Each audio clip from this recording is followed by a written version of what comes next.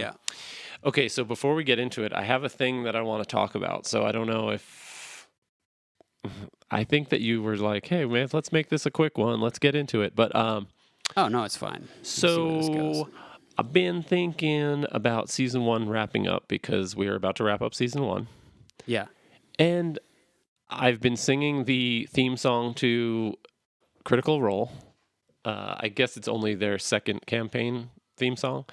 And I Okay. feel like we should have a theme song because the Nattie and Noon web series theme song was awesome.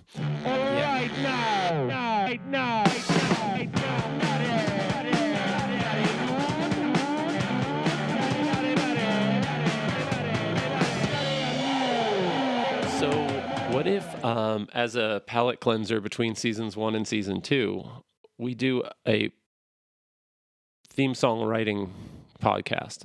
A song exploder?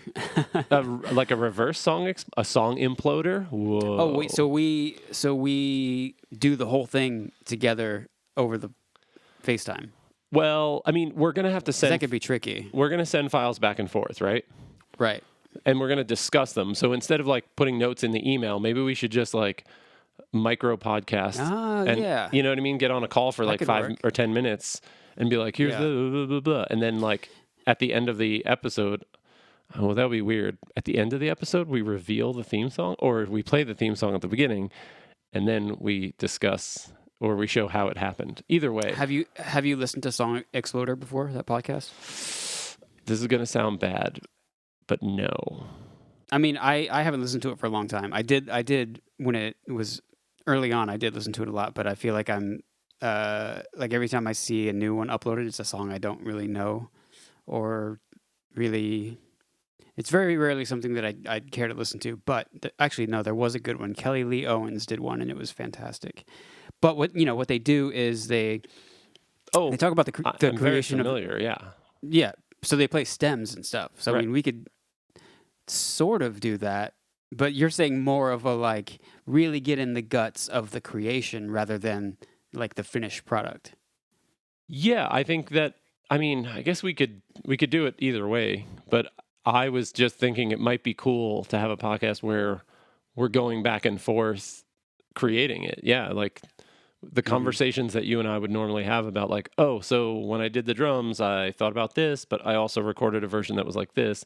I sent both. Let me know which one you like. Yeah. And that's maybe it would be a little more in depth than that. But then, a few days later, you would be like, oh, I put some bass on it. I did this, or, and then it's like, oh, well, what do we want to do for, like, oh, I took out this whole section because it was lame, or it's a little short. Yeah. I had to extend this.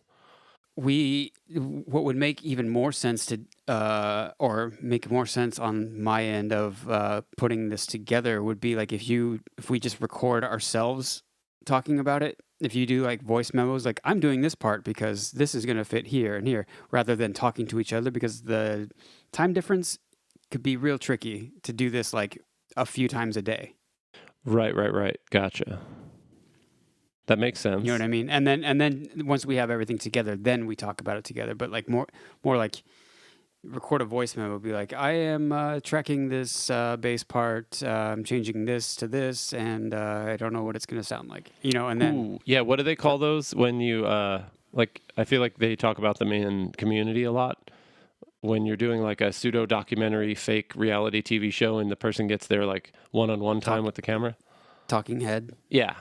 Yeah. It would be like a diary talking head sort of thing. Yeah. Shall we get started? Is there any current events we need to talk about? I mean, there's the election. That's a thing. The election is in 8 days I mean, from today, from the recording of this podcast. technically the election's happening right now. I voted last week. I voted as an overseas voter, which you have many methods of like returning your ballot. It would cost about $40 to FedEx it to the state of California. But there's another option, the FVAP, and I don't know what it stands for off the top of my head now that I'm saying it out loud. But basically what you do is you scan your ballot you sign the ballot oath, you do a cover sheet that says, like, again, with a signature and saying this is going to Norwalk, California, whatever. And then you send that to the Department of Defense, and then they fax it for you. Now, how much do you think they paid for the fax machine that they use? I don't think they use a fax machine. I think they do it on the computer, because you don't have to have a fax machine to send a fax. Oh, right, like e-fax. Right. I'm just picturing them being like super backwards and like getting an email attachment, Printing it out, yeah. and then faxing it.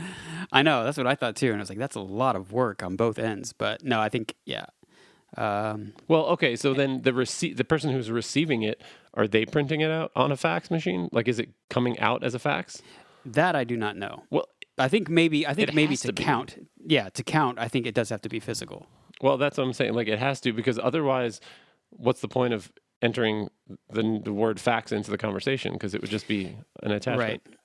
Yeah, I mean, I don't know enough about the tech, but there are those like little QR code things at the bottom of every page. Mm-hmm. So I don't know if they can like line those up in the computer, and then it just like finds the filled in dots.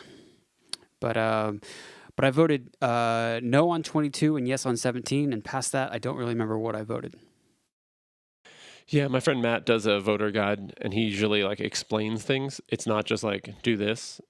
Yeah. So it's like a good way to like learn what you're voting for, but also he does tell you what he's voting for and why. I followed the DSA voting guide, which is pretty similar sounding to that. That sounds pretty good. Yeah, I have to do that. I'll probably drop mine off today. I mean, I don't know. We're not going to know the outcome of this election for like months, I'm assuming. Yeah, it seems sketchy. Although it's interesting because so many people are voting in advance.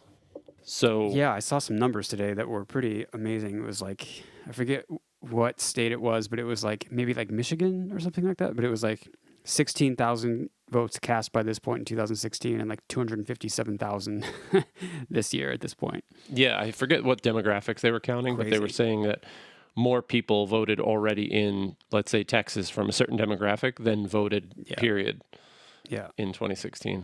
Yeah. So, but yeah, the sort of bottom line to it is that it's going to be pretty sketchy on election night and the following days, weeks, months, especially with Amy. What is her last name? Barrett? Coney Barrett, yeah. Coney. Yeah, it's really interesting. That seems like that's like all the rage and all the talk, and people are talking about RGB's like last wish. But I mean, it sucks. But like, we have stupid laws, and the Republicans are not doing what's like nice or polite or even like right. But they're not doing anything illegal by, you know what I mean? It's like people are calling it a sham, but it's like the president nominates someone and then the Senate votes on it. And they get to choose when and they vote on it. Like, you can't really do anything about it. And I think they have to embrace that and say, okay, well, Congress can add court justices. Like, it's not illegal for them to do that. So why would they not? It comes down to like, I mean, this is from my simplified perspective, but like everyone was like, well, Lindsey Graham said, when they were trying to confirm Merrick Garland, like, hold me to my word, or whatever that like ridiculous quote was. Use my words against me. Use my words against me. Exactly. So like, whatever. It's immoral. It's shitty. But like, of course they're doing that. You can't be surprised. A lot of things in politics are immoral. Right. So exactly. And we're talking about Mitch McConnell, like a ghoul.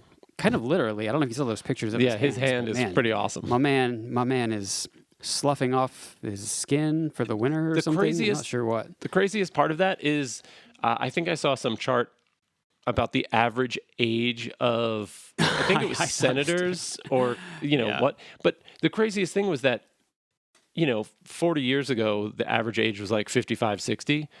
And it's like crept down for Republicans. Or maybe Republicans were older in like the 70s, 60s, 80s, whatever it was. Yeah. But Democrats have gone up. Now the average age of a Democrat, I think it was senator, is like It's crazy. It's like above 80, and the Republicans are younger. Feinstein and Pelosi account for most of those years. They're skewing the average. Yeah, whatever. I mean, it's unfortunate. There were a lot of ways to avoid it. I won't really go on too much of a rant about it. The whole RGB thing could have been easily avoided. Don't understand why it wasn't avoided. Don't really understand why you're appointed for life. Don't really understand the Supreme Court, to be honest. I mean, I guess if there's a court and you can appeal something, it makes sense that there's eventually a top court. So, like, I guess I mean more of like, why are there 9 of them? Why are they appointed for life? Why is it only, why can only certain circumstances bring upon new judges? You can't. I mean, you can't get fired, right? Right. You can only quit or die, right, or both. It's a lifetime. Yeah. That was another crazy thing. And if it is a lifetime appointment, why would you appoint someone that wasn't very young? Like, I think I saw. Well, isn't it because you want people, like, you have more of a chance of getting someone through if you're experienced? Sure, but But Kavanaugh and ACB are pretty young, relatively speaking. Right. And that goes back to the average age of like the Republican senator or whatever it was that I was referring to coming down. I feel like Republicans are just like way better at playing the game. They're like more serious about it. So much better. They're so much better. It's like calculated. Like, yeah, Amy and Kavanaugh have like 40 plus years to go. And like, I don't know. And they'll probably retire at a safe spot where the Republicans hold the Senate and there's a Republican. It's like, why would you not do that? Yeah. I mean, this is probably an oversimplification of things, but it's like, I feel like Democrats are more like following the rules within within the framing of being moral and ethical, whereas Republicans are like, we are going to win. We are going to play dirty, and we're gonna maybe not follow the rules super closely, but you know what? They've got the judges in the right places, and they're gonna win. 100%. Maybe we should switch teams and start winning. Also, if we swung over to libertarian, and we thought the government was bad, and we just wanted to get in and fuck it, get bring it down. It's like, it's kind of brilliant.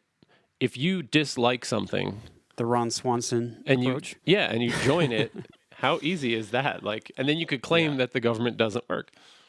Yeah, that's basically Ron Swanson. Yeah, it's pretty amazing. Okay, should we move on? Enough of that depressing bullshit. Oh, also, that's all anyone wants to talk to me about here. Sure. So I've been talking about it a lot. You should like bust out like a terrible Irish accent or something and hope people don't think you're American. I've gotten a couple emails in the last week that have like hashtag Biden Harris 2020 from like Swedish people. Cool.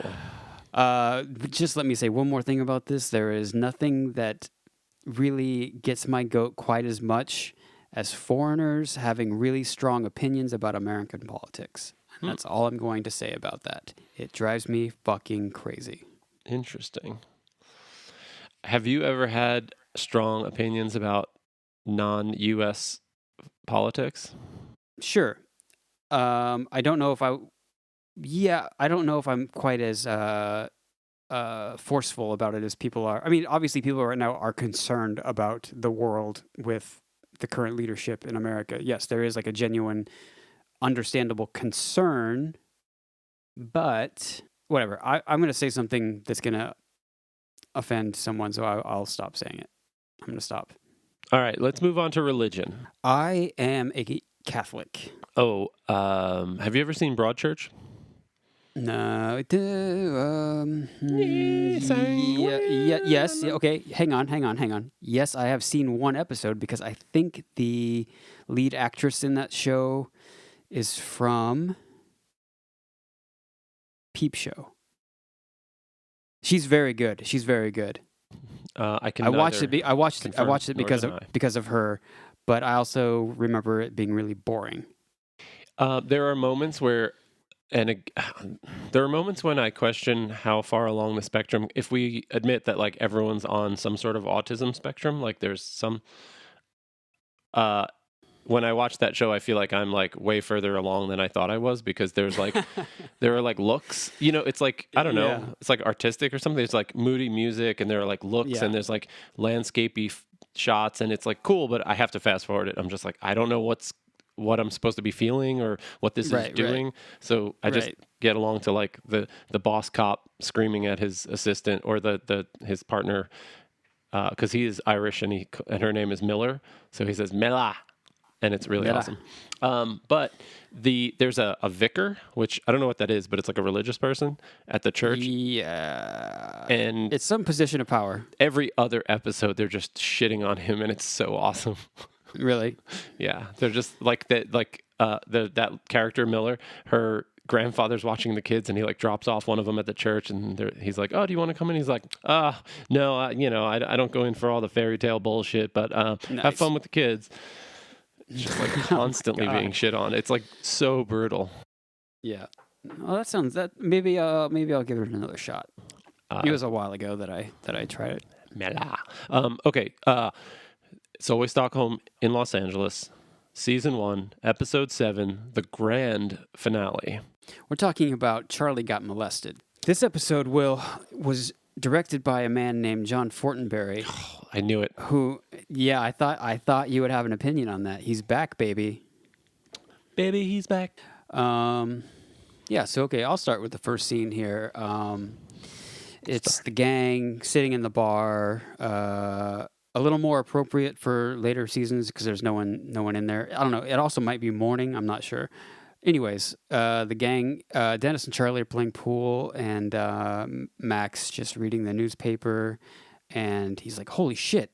and sees this story that piques his interest, and he's like reading it to the gang. He's like, Christopher Murray, a teacher at St. Vincent's Elementary, has been accused of sexually abusing 2 former students. We find out that St. Vincent Elementary is where Mac and Charlie went to school, which is something that you and I talked about, maybe even like on the second episode. Yeah, piecing together we weren't sure where they met. Sure who they all went to Catholic high school, but we didn't know what was going on before that, or we weren't even sure if they went to the same high school, which they did. But regardless, so now we know that Charlie and Mac went to elementary school together, which kind of makes a little sense because they do both have that like weird, childish schoolboy kind of vibe about them in certain episodes.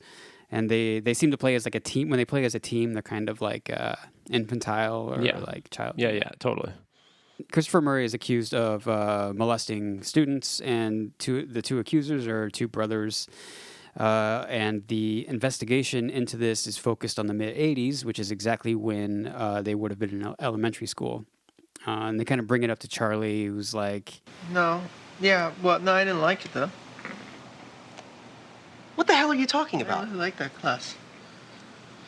What? I gotta go. Right. It's a great scene because Charlie is when Max starts like talking about the article, Charlie like drifts over, and then he starts picking at the bar, like it's like a wood bar, and he starts like picking at it with his eyes down, and then he's like, well, I didn't have him though, and they're like, what are you talking about? We were in the same class, like of course you, and he's like, yeah, but I mean like I didn't like it, and then he just gets flustered.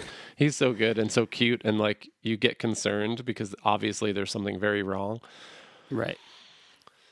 And then Dennis just says, "Holy shit, Charlie got molested." Title screen. Pretty quick little opening scene. Title screen. Yeah, and there's a delivery that it's I don't know if they like did it on purpose, but when Dennis says, "Holy shit, Charlie got molested," I don't know if they like plan that delivery, like they know that it's the cut screen. Yeah, it's the title screen delivery. I feel like I noticed the same thing. Again, I don't know if like anyone would do it if they knew what was coming next, or if it's like a thing that they like, if it's particular to the show. But more importantly, why is Mac reading a newspaper? That just seems wrong. I know. Yeah. Purely to move the story along, but yeah, I agree with that. I feel like Dee should have been reading it. Yeah, was Dee in the scene? Yeah, she was there. Yeah, she was just kind of in the back. Yeah. Cool. Great. Charlie wins again. I'm going to keep track of all the scenes in which I love Charlie. So that's 1 for 1. So the next scene is at Dennis's apartment, and this is Dee and Dennis are teamed up. They formed an alliance pretty much immediately because they both went to Penn and they studied psych. Well, Dee majored in psych, although Dennis did minor in psych, and since Dee failed her classes, I mean, passing his minor is better than failing a major. Yeah, I thought Dee dropped out. Wasn't that what the story was? Yeah, regardless, she failed out or something. But yeah. Regardless, Dee immediately kind of goes to the concept of an intervention. For Charlie, which is met with a little bit of resistance because Dennis brings up a pretty valid point. Let's tell everybody Charlie knows that he got blown by a gym teacher, and then we'll throw him a little surprise party, celebrate the occasion. Okay. Right. That sort of sets up the theme for the rest of the episode in two ways. One of which is they're sort of. They are teamed up, but they're adversaries as well. They've sort of created this like microcosm, this sort of like world within themselves. They're encapsulated. So yeah, Dee is trying to be very direct and open about it, and she's trying to embrace him, but also push him. And Dennis is trying to be like a bud and kind of gently go about it and figure out what's happening. And they're arguing about the approach. What it also does is bring up the concept. They're just like assuming, throwing it off like, yeah, whatever, he got blown, no clue. And then Mac freaks out, and it's amazing. Oh, God. It's almost too long.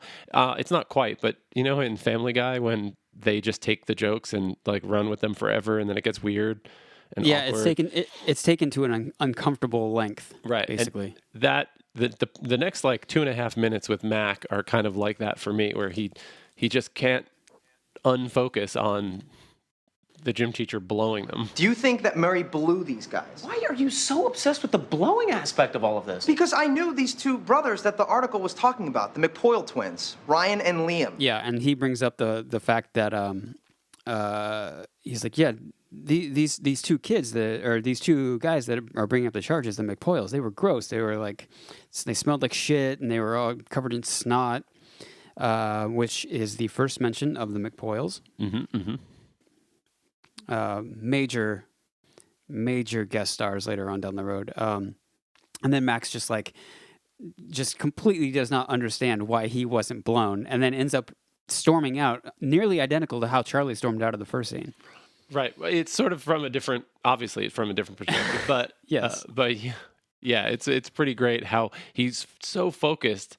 And then Dee and Dennis they're confused at first why he can't get over the blowing, because they're like, they said molested. I don't know, fondled, blown, like touched, whatever. Like, we don't know, but yeah, sure, blown. Yeah, sure, they got blown. Who knows? They're using blown as like they're just throwing that word in instead of saying molested. They're just using the whether or not they actually mean it. They are saying got blown kind of a lot. Right. Exactly. And it's funny because basically, if you don't know for sure, who cares? Like what you say, because if you say anything else, you could be just as wrong. So might as well use the term blown. And Mac grabs onto that in the best possible way, and just so awkward. And he's as it unfolds, we find out that for some reason that triggers him, because I guess that's like too personal and too intimate.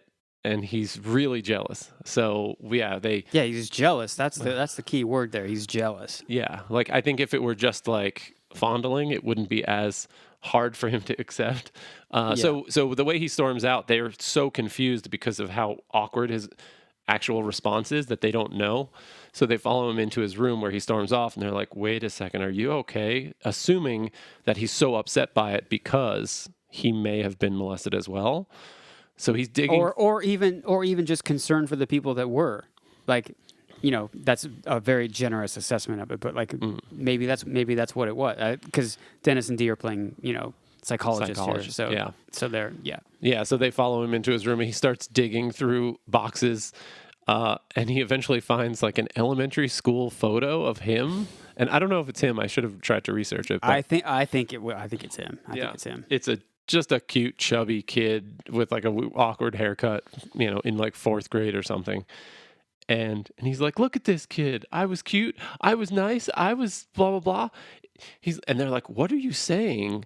And eventually he gets to, well, if Charlie got blown and the McPoyles got blown, why didn't I get blown? Incredible line. God, it's incredible. And that's when they say, oh shit, you're going to hell. Yeah. We're going to hell, dude, is, from Dennis. Sorry, I interrupted you. No, I'm just, yeah, exactly. So and that's when they finally realized what he was upset about, what he was freaking out about, which was completely different from what they assumed. And they realize how fucked up it is. And and it sort of sets off a theme, because I think that's the first of 3 times that someone says you're going to hell. It might be one of the worst reactions you can have to a situation like this, where there's accusations of like sexual misconduct against, from a superior to children. Right. And your main concern is that you were a cute kid. You should have been molested. I don't know. It's very, very dark, very, very Always Sunny. Yeah. The only stray observation I had in this was that Mac had a Bill Clinton like Halloween mask hanging by like his dresser. I just thought that was interesting. I think that might have been a reference since they were saying the word blown so much. That's my only guess. Oh, okay. That's Could be wrong. Quite Don't an know. Easter egg, but yeah, makes sense. Yeah. It was kind. I watched the show like 3 times. The episode like 3 times. So to me, it did seem that it was in plain sight. But now that I'm thinking about it, it might not have been anything at all. Well, my takeaway, similarly, no. I just thought it was weird that there are chips and nuts and snacks on the table at Dennis and Mac's apartment. I don't know if you noticed that. No, I did not notice that. That is really weird. There's it looks like there's like a bowl and like a tray out that like maybe there's hors d'oeuvres or snacks, and it seemed so strange. Yeah, this kind of goes back to like how we were complaining about the tags and like some of the like more sitcom-y tropes that the show had to do the first season. That seems like one of those. Exactly. Yeah, like whoever was set designing it was like, well, exactly. It would be weird if they were like sitting on the couch drinking a beer, but there was no snack. The table seems empty. Like, yeah, let's just stage it. The last thing that I was going to say, and it ties back into the Mac thing, is his like weird jealousy over all this. It really does sort of set up his need for validation, which I think is like a big thing, especially when they get into like his father stuff later on. I don't know if this is like foreshadowing or what, but or even Carmen. I mean, he's like very confrontational towards Carmen until he finds out that she's like putting out the vibes towards him. She's complimenting him. It's the same. Yeah. He just, I mean, it's a 180. So yeah, you're right. Yeah. Yeah, I wonder. It's so funny because you think of these people as like some of it seems so off the cuff and like ad-libbed, and everybody's like degenerates, and it seems like lowbrow humor. But I wonder how much they put into this like character development, or how much of it is like a part of Rob's personality that he's putting into the character that makes it such a real character and have these themes that have gone on for 15 years. Is it like self-fulfilling? Like you're just like, oh, that's a Mac thing. And then you're in it so much that you're like, you see the theme emerging. So you go with it. And like, we did this last episode, let's continue it. Or is it something he sat down and built and wrote into the character? Or is it just him? I would like to believe that it's the latter, that it's something that they actually did on purpose, because I think that the overarching idea for the show is that like it's a sitcom, but it's about people who have no redeeming qualities, who are just bad people, and so you find it makes it easier to like call back to things later on in seasons, because you're especially in the first season where it's just so condensed. I feel like they really are good at making these characters like individuals and have their own horrible hang-ups that they each have. So to me, I like to think that it was baked in. I mean, who knows? Yeah, I don't know. Rob at least seems like this is his like baby. So yeah. So so then I think we move over to the Italian market, and the entrance to Ryan and Liam McPoyles. Seems like a cool place to have an apartment. Yeah, I mean, it's a hustle and a bustle, you know. Right. Also, the scene. I mean, it's cutting back and forth, but across the street where Dennis and Dee are like stalking Charlie, the prices on the produce are crazy. Everything is like $2 for $1, $3 for $1, £2 for $1. I mean, I don't know if it's just specifically like potatoes and onions that are fairly cheap, or if it was the time. But or was it? Yeah, struck me. Good some good deals. Some good deals. Maybe it looked like it could have been a weekday. So maybe it's like that's when the deals happen. You jack up the price on the weekend when the suburbanites come into town. Maybe. But also, then it doesn't give you time to haggle with the gypsies. So, like, or like, That's there's no point. room. Yeah, so. yeah. You gotta haggle. We're getting ahead of ourselves, literally. Yeah. Okay, so I think it's Liam McPoyle is my favorite. He is the best. He's so good. That is Jimmy Simpson. He's been in so much stuff. He was like one of the main characters in that show Westworld on HBO. He's been in so many things. He's such a good actor. But he and Charlie Day go way back, so that's why he's in this. Was Jimmy Simpson an awesome, well-established, or was he an up-and-coming guy? Yeah, he was up and coming. I mean, they're all like 26, 27 probably in this. Okay, so in this scene, basically Charlie goes over to the McPoyles to confront them, and I don't know if I should explain how awkward it is, like how amazing that is. Liam, right? Liam answers the door in a towel. And I mean, I know he just got out of the shower, but he looks sweaty. I don't know how you can differentiate water from sweat in that context, but like totally, he looks really, really sweaty. Yeah. And it's just awkward. Charlie's like, "All right, let me in. I got to talk to you. Is your brother home? Let's go. So he like awkwardly goes around him. There's some ad-libbing stuff that's just funny, but eventually he comes up and he's sitting down. He's like, "All right, where's your brother? Let's go. I got to talk to you, both of you." He says, We just stepped out of the shower. He'll be down in a minute. All right, listen, you guys can't go. Did you just say we? What? And then enters Ryan McPoyle, who is in someone or no? Nate Mooney. He's been in a bunch of stuff, but I couldn't tell you what. Right. He's a familiar face, but and he does a great job. But I gotta tell you, he is in the shadow of a giant right there. He really is. Although he does end this scene pretty well. Which True. We'll get to. Yeah, there's an awkwardness. So Charlie's basically when he has them both there, he confronts them and says, you have to drop the lawsuit, blah blah blah, because you're lying. And they're like, so this is the first time we find out that it's not true, the accusations of molestation. And then we realize that if the accusations aren't true, then Charlie probably didn't get molested. But through a series of flashbacks, we find out that the McPoyles are insinuating that Charlie has to go along with it and not tell the cops because if he does, they're going to tell him it was his idea. And then they flash back to him drunk at the bar saying, we should all just claim that our gym teacher molested us and sue the shit out of the school. And then it flashes back and he's like, damn, okay, well, I was just kidding. And then it flashes back again. He's like, I'm not joking, though. I'm not joking. I'm really not. I wouldn't even joke about something like that. We should do it. I want to do it. Charlie Day has such a talent for being convincingly drunk. Like convincing yourself almost. But, Yeah. It's great. And interesting fun fact that I had to look up because obviously I'm not smart enough, but it shows the McPoyles at the bar during these flashbacks and everyone's sitting around Charlie as he's kind of like holding court and everyone's surrounding him, but both Ryan and Liam are there. And you can see, I think Liam has a glass with some drink in it, but Ryan is holding a beer. But you later find out that the McPoyles don't drink alcohol. They only drink milk. Yeah. It's a small oversight. I can live with it, but I just thought it was true. Funny that they established at one point that they only drink milk. Yeah. Which we'll get to.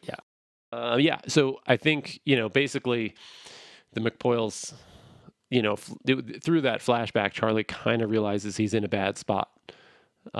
Right. Although it's a weird thing, but whatever. And then, the scene sort of, I don't know how, I think they leave it open-ended, as in Charlie's got to figure out how to stop them, but it ends with Ryan in the background, who has been using Pledge to like dust off some doors and countertops, and then he just uses the rag over the Pledge thing and then just huffs a bunch of Pledge for a long time, 15 seconds. Speaking of things going on too long and becoming awkward, there's just this spraying noise as he's inhaling and staring at Charlie. Yeah, it's very good. It's very good. Yeah, the line that kind of ends that scene before Ryan huffs the cleaner is that prison can be a bad place for someone like you. Mm-hmm, mm-hmm. Oh, actually, are we cutting in and out of the apartment back to Dee and Dennis as well?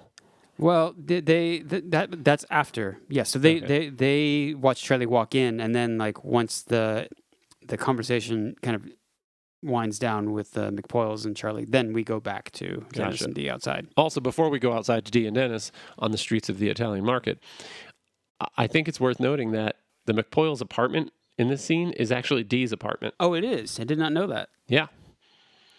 It looks different, but I'm pretty sure that that Ryan comes out of her bedroom, and then when he's in the background, he's like in between that living room kitchen area. Yeah, interesting. With like Dee and Dennis being the experts, there's like some really good infighting going on because it's revealed that Dee had sex with one of her professors, and Dennis is questioning the morality of that, and then Dee just straight up says that Dennis molested a bunch of girls, and so he's a molester, and then there's a big argument about that. But I mean, of course, as we later see, Dennis does have a bit of a reputation. Yeah, I guess, is that the first time we see him being super awkward or like Probably, sketchy, evil? Yeah.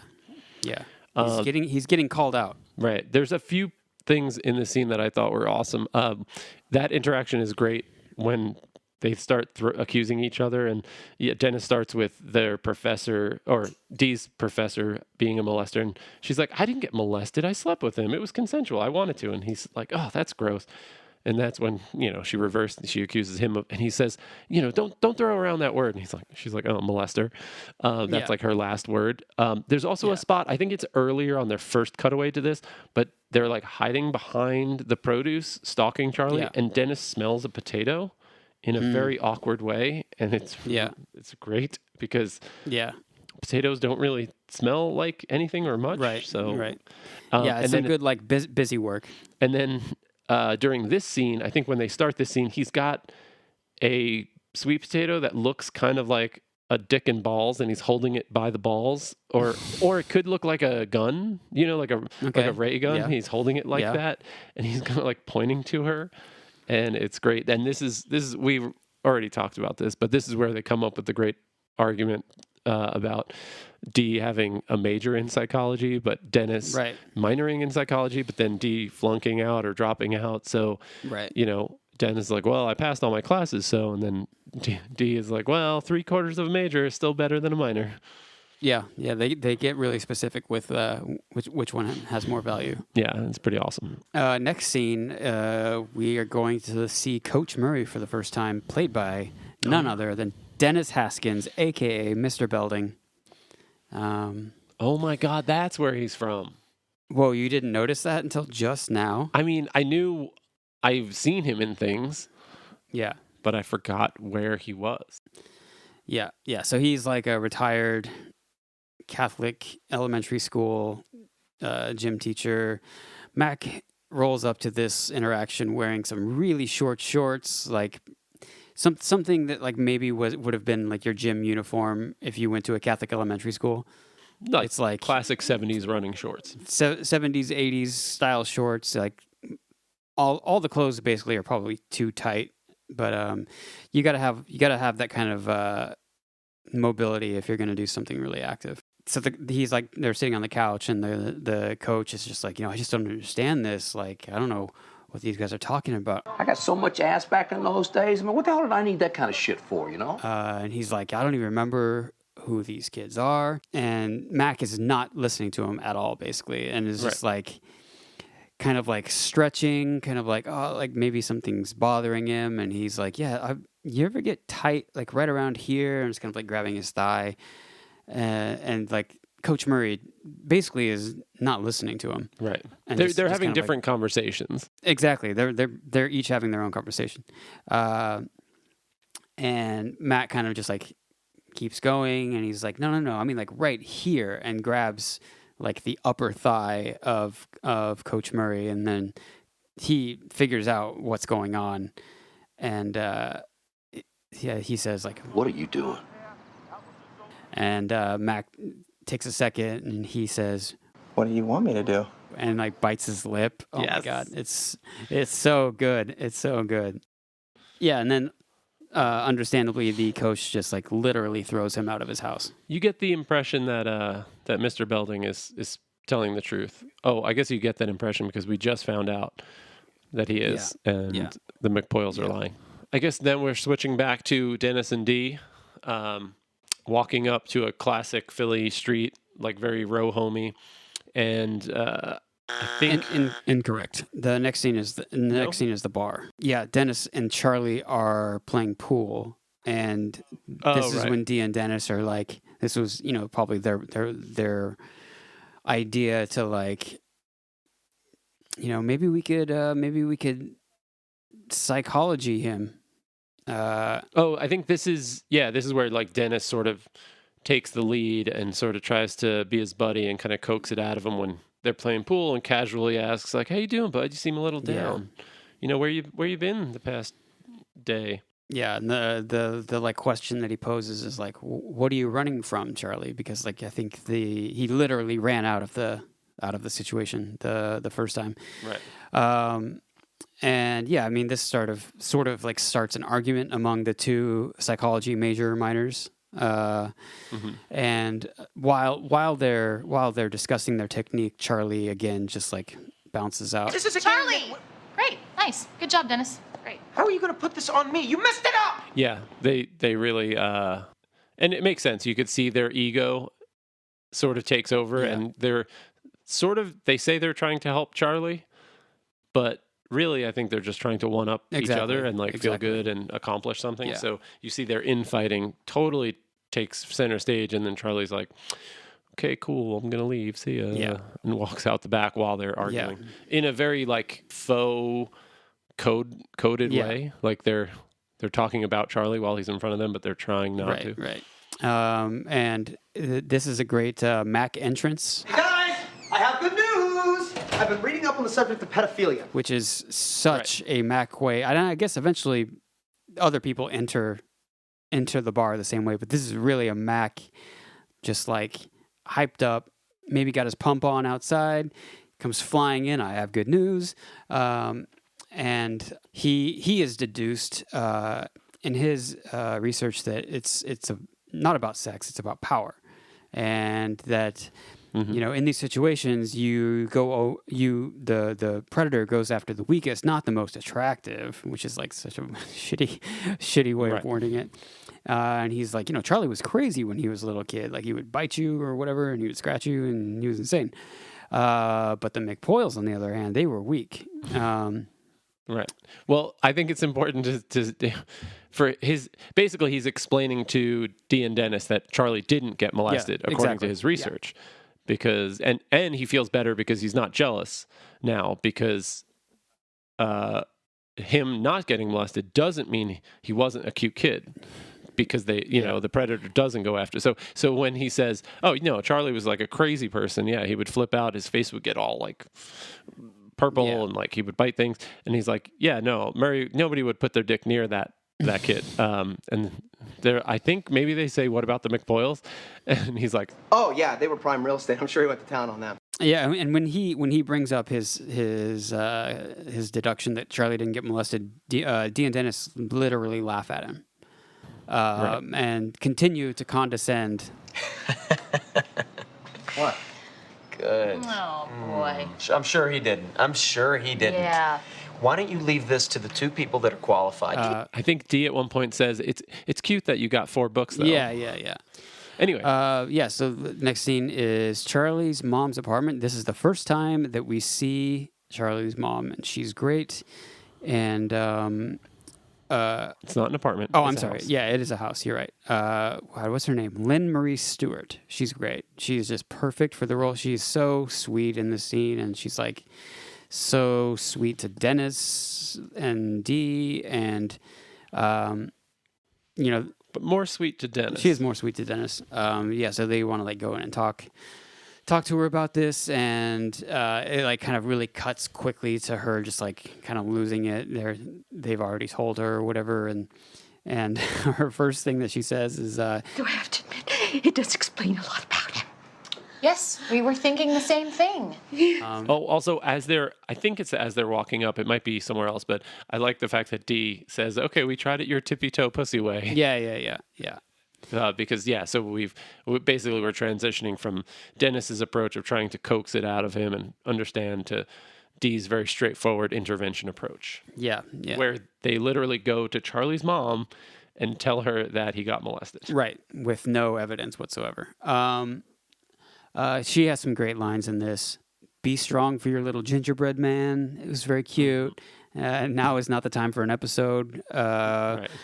I mean, we know later on that she has like some sort of OCD, but I'm not sure what this is really in reference to. And then, I think it reveals like sort of immediately like her whole dynamic Yeah. where she's just like the perfect, cutest little old lady mom. yeah, But she's kind of a psycho underneath. totally. And then she's basically like all in with like whatever needs to happen to help Charlie. She'll do. She says like, what do you need from me?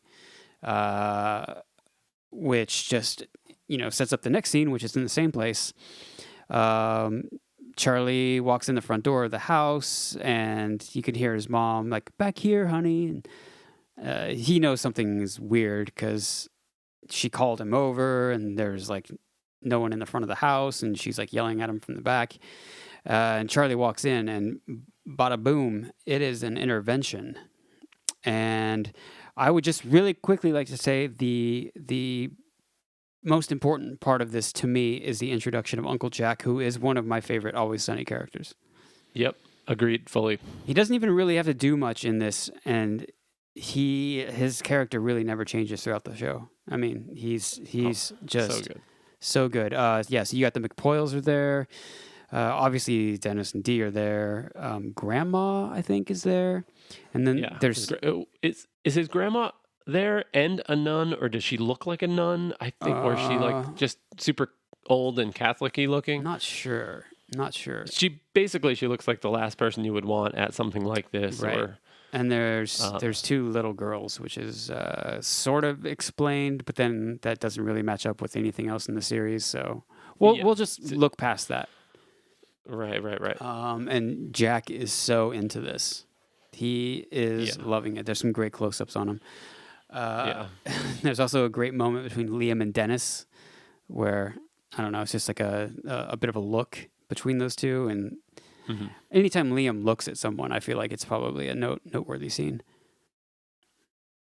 So this is where they confront Charlie, and he doesn't understand fully what's happening, and then Mrs. Kelly walks over with the doll, and he's like, "Wait, what do you want me to do?" And then she has to like explain it, and she wants him to show everyone where he was molested, where someone touched him. And then she like lifts up the doll's dress, and then he's awkward and he doesn't know what to do because he doesn't want to get caught for lying. And but Jack is having the best time of his life. Oh my God, I don't know if he's licking his lips, but basically he is. He looks like a cartoon like wolf. Yeah. Looking at some sort of meal, and he's like so excited and nervous. He's like almost sweating, and they start doing cutaways and close-ups. And Mrs. Kelly like turns. Do you need me to turn it over? And he's like, Yeah, turn her over. He's loving it, and it's terrible for us to laugh at this, but it's fucking awesome. So I'm sorry. Uncle Jack just rocks so hard, and Andrew Friedman, a god among men. Does he do anything else, or is this enough? I mean, this is enough for many lifetimes, but does he do other stuff? No, it's just there's like that really long, like multiple angle shot of him slowly putting his finger towards the doll's butt, And sorry. Does Uncle Jack do other things, as in, does he have other acting gigs? Yeah, probably. Is he a famous actor? Well, I don't know if he's famous. I have definitely seen him in other things, and it's very jarring to see him in other things.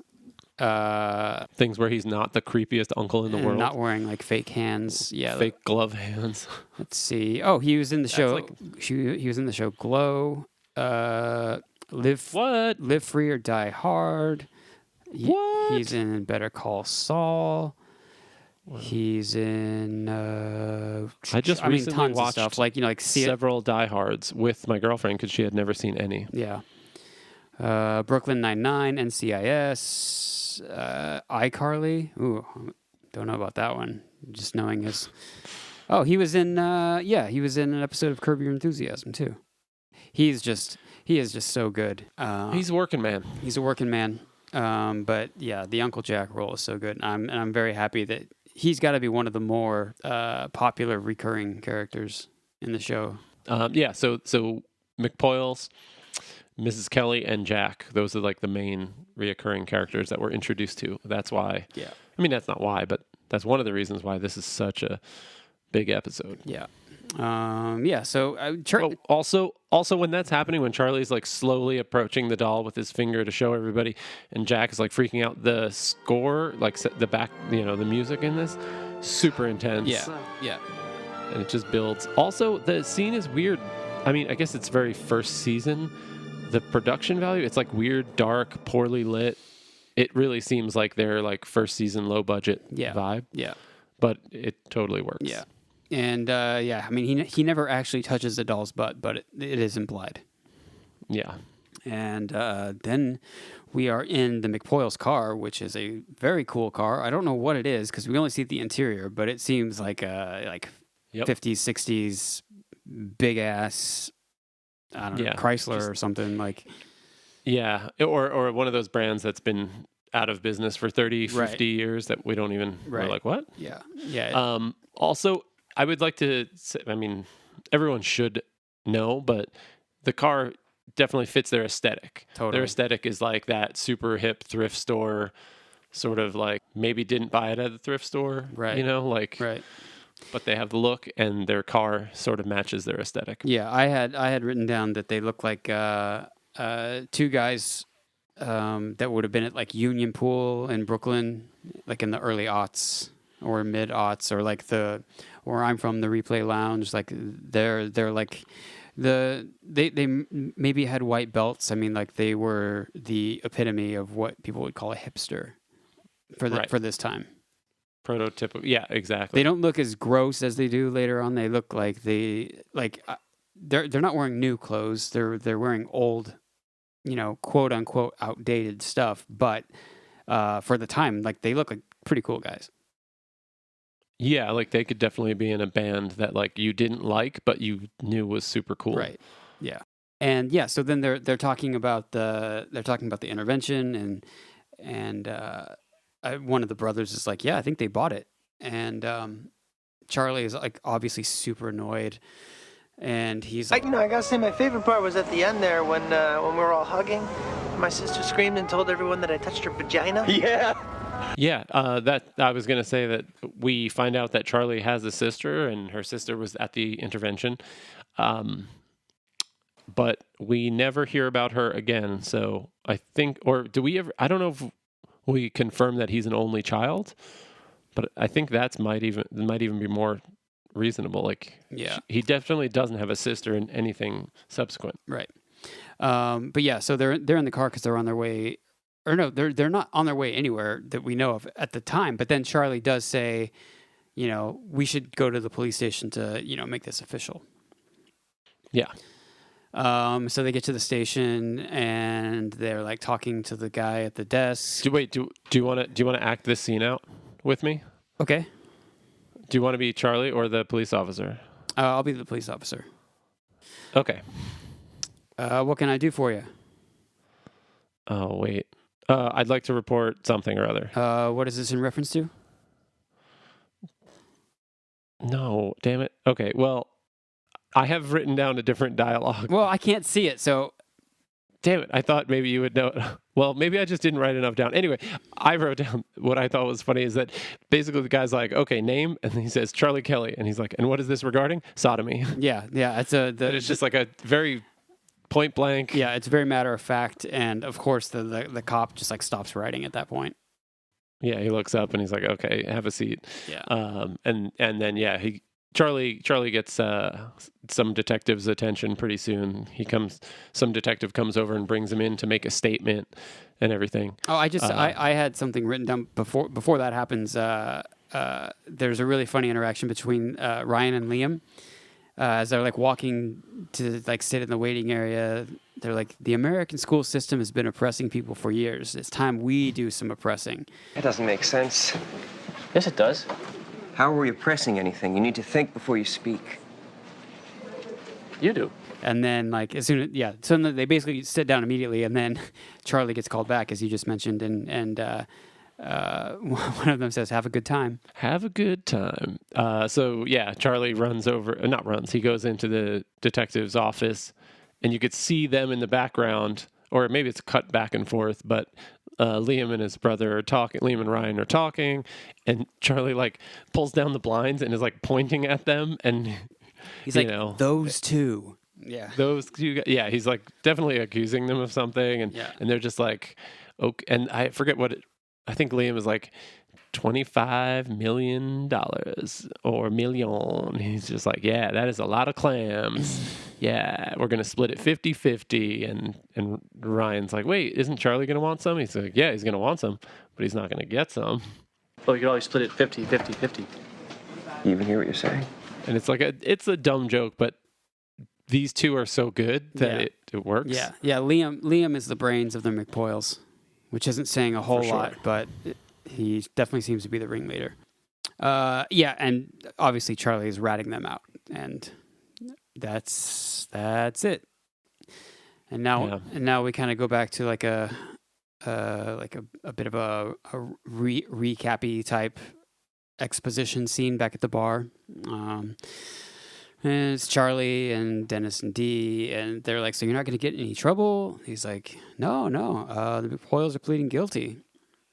Which Dee... As he's loading his arms with, like, cases of beer and, like, bottles of alcohol. But since the McPoyles are pleading guilty and Charlie's not in trouble, Dee is using that as evidence that the intervention was successful. Right. Which, in a weird way, I understand how she is claiming the victory. I mean, the end result, I suppose, is not bad, so I guess... I mean, he still had to go through a pretty awkward thing where all his family thought that he got molested. Of course, yeah. Whatever, yeah, but you understand all the dynamics at play, which is why it's funny that she claims victory. And also Dennis is smoking in the scene, which just seems so weird. He smokes a few other times, like in the first few seasons. It's really weird. Ugh. Obviously, Glenn Howerton just was a smoker and just wanted to smoke. Wanted to work it in. Yeah. So Charlie's got like a big bottle of Kettle One and a bunch of beers. Gonna go cry. Dennis kind of claims victory with that and saying like emotional release. God, we're good. And then they call each other doctor and like Another giant step forward. God, we're good. Doctor? I think at that point they've decided that they both won, and it was their team, their partnership has come to fruition. Exactly. Now they're both successful, and they helped each other. It was a teamwork sort of thing. They're very happy with themselves. Yeah, of course. Very pleased. And then again we have the tag, the season 1 tag, which I was fine with this one. It didn't need to be there. Right. But I think the only thing that it did for me is that when Mac sort of explains himself, I guess, he's like apologizing to Coach Murray. Mm-hmm. And Coach Murray's super nice. He's like, yeah, great. You were a good kid. You got potential. You just stick that in your pocket or whatever he says. Yeah. And then when he, as he closes the door and walks away, he says, oh man, that kid is going to hell. That little prick is going to hell. That little prick. Which I forgot to mention it, but the second time, that was the third time they referenced someone going to hell. The second time, I think, was that it was when Charlie was confronting the McPoyles and saying, like, you guys are exploiting like this, and like people actually do get molested, and you're using it for your personal gain. Like that's fucked up. You guys are definitely going to hell. Yeah. I just thought it was weird talking about going to hell. A lot of hell talk. Yeah, it was a little weird to be like the catchphrase from this episode, but it's fine. And that is the end of motherfucking season 1. Can you put in an air horn? Yeah, I'll put in an air horn there. Please don't. I hate them so much. Yeah, I didn't really have anything like anecdotal about this. I went to a small elementary, middle, high school, so like I don't think any of this stuff could have really happened, or if it did, I had no idea. But I did a couple semesters of elementary education study in college, and I didn't finish it. Obviously, I started touring, so I stopped going to college. Yeah, but 3/4 of an elementary school education is, pretty good. Exactly. Anyways, there was someone that I knew. I had like maybe a couple classes with them, and we had mutual friends or whatever. And it was, I think I was not living back there at the time, but I remember someone later like texting me a link, and this person got busted having sex with a high school student. Whoa. And that's my only anecdotal thing. I don't really know anything about it. Like it's, it was in the news, but it wasn't really like fully detailed.